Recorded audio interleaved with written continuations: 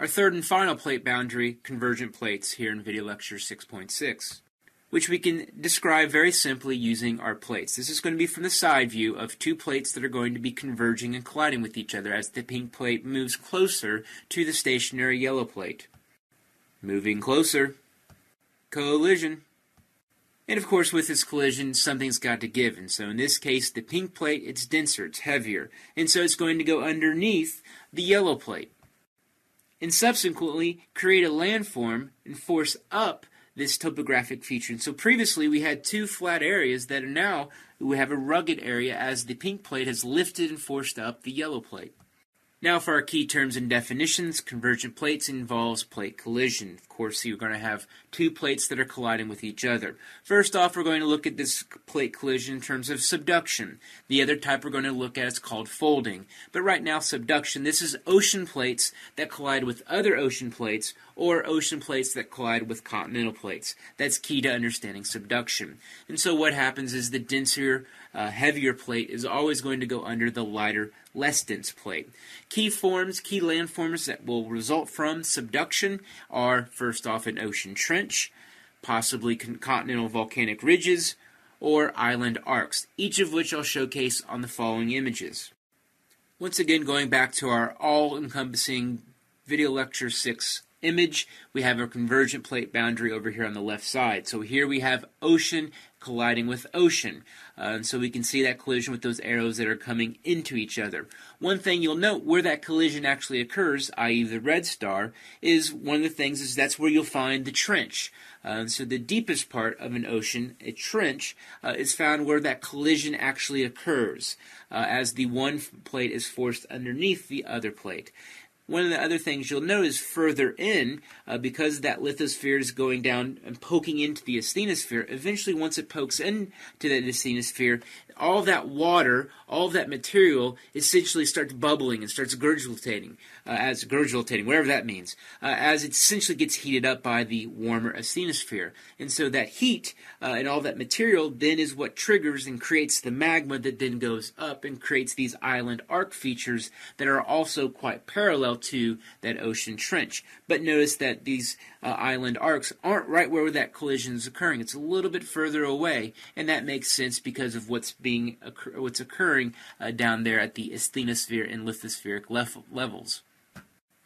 This here illustrates subduction there in Indonesia on the island of Sumatra. So get out your map and look at where Sumatra is, and you'll see that this is actually an example of an island arc. I know it looks like an ocean meeting a continental landmass, but this is an ocean and ocean plate collision.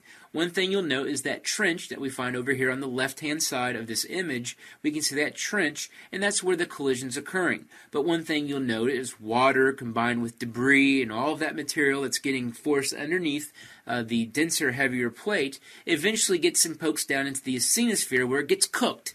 It gets heated up, and eventually that magma wants to be released. And as that magma, water, all of that material eventually is critical to understanding, well, what forms and creates this magma, which then creates these island arcs further inland.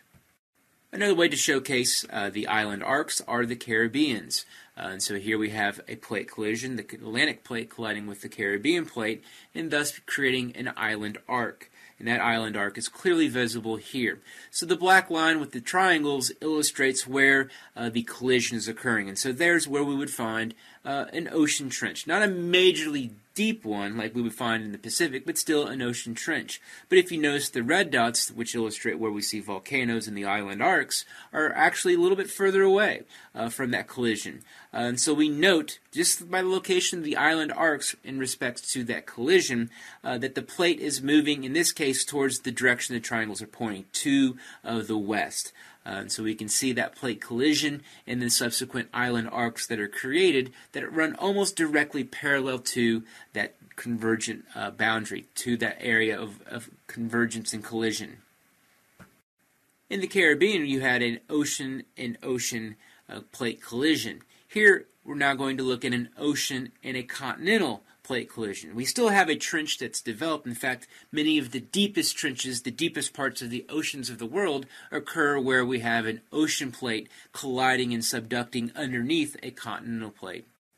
This is key to understanding the volcanoes that we see along the west coast of the United States. And so Mount St. Helens. Mount St. Helens is a very famous volcano that erupted before a lot of you were born, but nonetheless will probably erupt again here sometime shortly. And it's key to understanding, well, what's causing it is we have subduction, in which we have the Pacific Plate, which is going underneath the North American Plate. So the Pacific Plate being an ocean plate, the North American Plate, of course, being a continental plate, which goes along with the Andes Mountains as well. The Andes Mountains are due to subduction of the Pacific Plate going underneath the South American Plate. And we'll note the plate boundary. We can see that that's actually off the coast there, where we see a deep, deep trench, but the Andes Mountains are there to the east of that plate boundary, indicating that we know the Pacific Plate is converging into, going from the west to the east, converging into the South American landmass.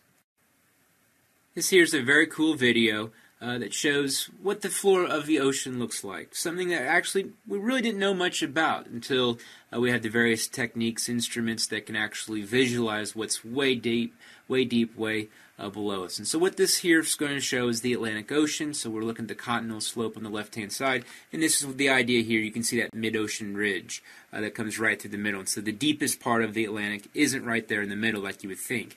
And here we see that mid-Atlantic ridge that I've talked about before being highlighted here in red. And so this massive ridge of separation, this massive seafloor spreading that goes all the way down here, and even further, to the other side of the South Atlantic Ocean. Now we see the deepest part of the ocean, anywhere on Earth. That's the Mariana Trench.